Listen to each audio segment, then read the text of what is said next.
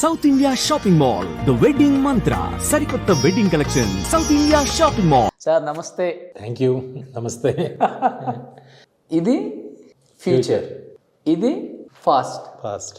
ఈ మిడిల్లో వచ్చేది మనం మాట్లాడేది ఎంత ఫాస్ట్గా వచ్చేస్తుంది, అంత ఫాస్ట్గా మనం పరిగెత్తాలి. ఇంత ఫాస్ట్గా పరిగెత్తారు కాబట్టే ఇండస్ట్రీకి అన్ని హిట్స్ ఇచ్చారు.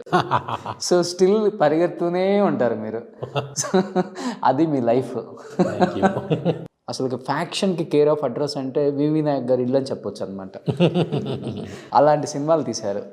ఇలాంటి గొప్ప సినిమాలు తీసిన ఒక వ్యక్తి 2018 నుంచి ఈ 3-4 years నుంచి మాకు కనిపించకుండా, సినిమాలు తీయకుండా ఏంటి కొంత అజ్ఞాతవాసం గడిపేస్తున్నారు. ఇంత మంచి ఇల్లు కట్టేసుకొని ఇక్కడ. అదేం లేదు, ఒక 1.5 years సీనయ్య సినిమా మీద పోయింది. ఆ టైం అంతా కరోనా దీంట్లో పోయింది. తర్వాత ఛత్రపతి హిందీ చేశాం.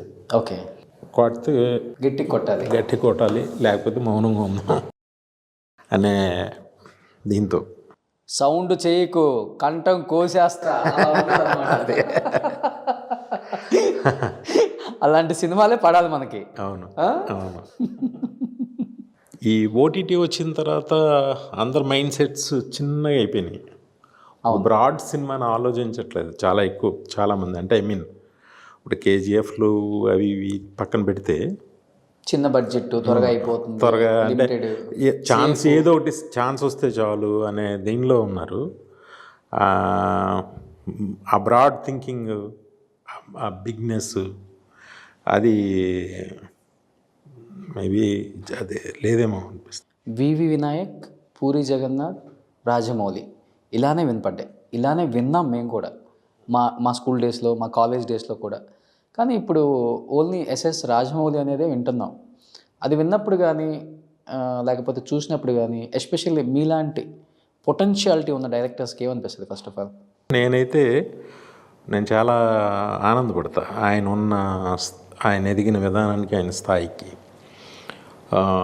రీజన్ ఏంటంటే నేను ఎక్కువగా ఒక ఫ్యామిలీలాగా కలిసి ఉన్నాము. రోషన్ ఏమైందంటే ఆయన తీసుకున్న రిస్క్లు ఉన్నాయి కదా, ఆ రిస్క్ చేయటానికి చాలా గుండె ధైర్యం కావాలి. అంటే బాహుబలి ఫస్ట్ తీసినప్పుడు ఎలా అసలు అది ఏ ఈక్వేషన్స్కి, ఏ బిజినెస్కి, దేనికి అందేది కాదు. దానికి చాలా ధైర్యం కావాలి. అంటే అంత ధైర్యం ఆయన చేశాడు ఆ రోజు. అందుకనే ఆ ప్రతిఫలం ఆయన పొందాడు మనసులో.